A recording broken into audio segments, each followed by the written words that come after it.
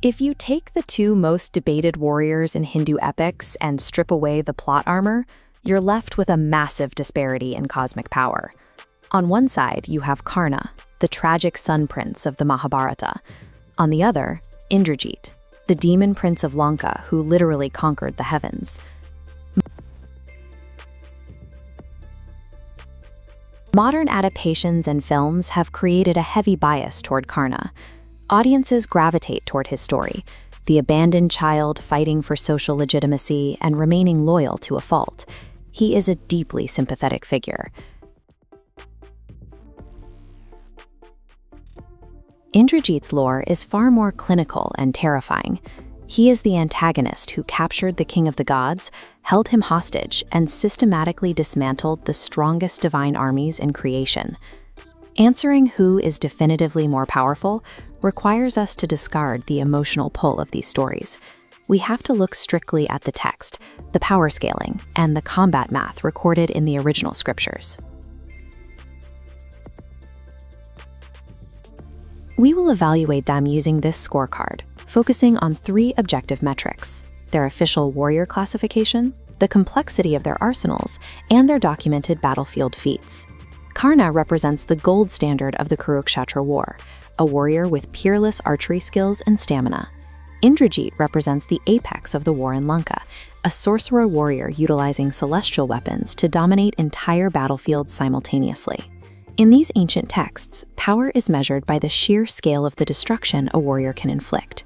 We are evaluating cosmic payload. The Mahabharata utilizes a specific mathematical system to rank warriors. Before the war began, the commander Bhishma classified every fighter based on how many ordinary soldiers they could battle at the same time. The benchmark for an elite fighter is the Maharati. This rank is defined as a warrior capable of fighting 720,000 ordinary soldiers simultaneously.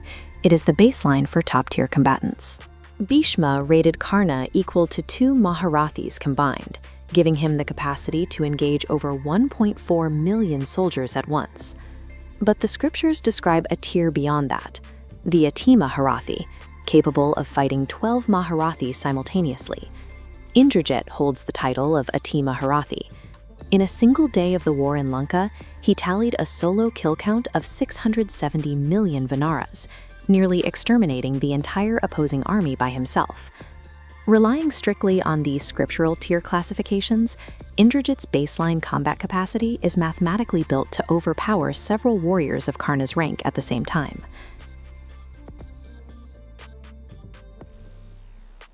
We have to evaluate the specific weapons they bring into the engagement. Karna carries the legendary Vijaya bow and the Vasavi Shakti dart, a celestial missile granted by the king of the gods. The Vasavi Shakti is a guaranteed kill, but it has a severe limitation. It can only be fired a single time. After one use, it is gone, forcing Karna into a conservative tactical approach, where he must save his best weapon for a final emergency. Indrajit's arsenal operates on a different scale. He possesses the Trimurti astras, weapons of the Creator, the Preserver, and the Destroyer. Indrajit is the only warrior documented to possess all 3 universe-ending weapons simultaneously. While Karna's dart diminishes to 0 after one shot, Indrajit's Trimurti astras are fully reusable. He can launch repeated cosmic strikes without exhausting his power. This creates a massive disparity in tactical freedom. Karna must hesitate and manage his resources, while Indrajit can open the battle with maximum apocalyptic force. Karna's loadout requires strict resource management, while Indrajit's arsenal guarantees immediate and repeated cosmic dominance. Evaluating this fight requires looking past the gear and into their opposing battlefield philosophies, conventional archery versus asymmetrical magical warfare.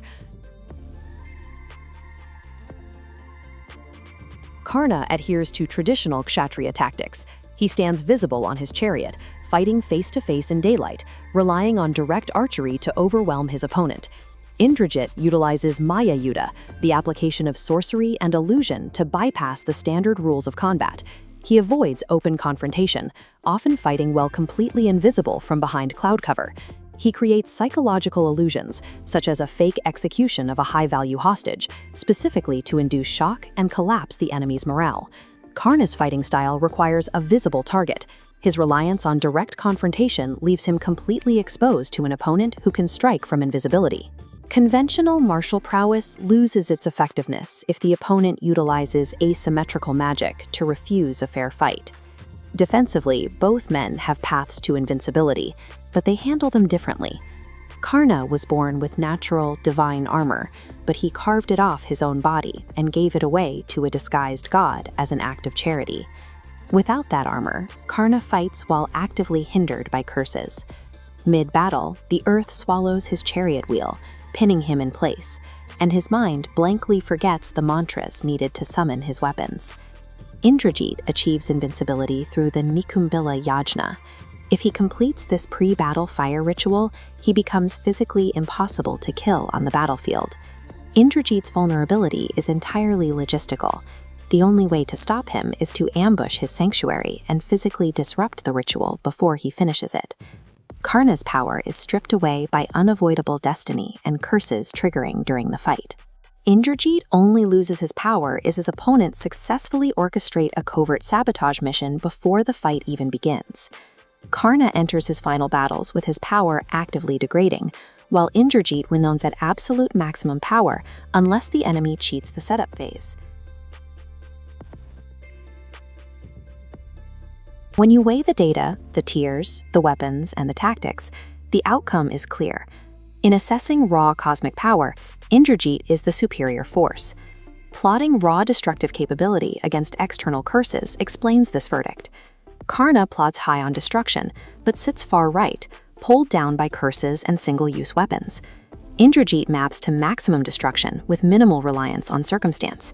Nothing holds him back. For a lore optimizer who prioritizes raw stats, Indrajit wins.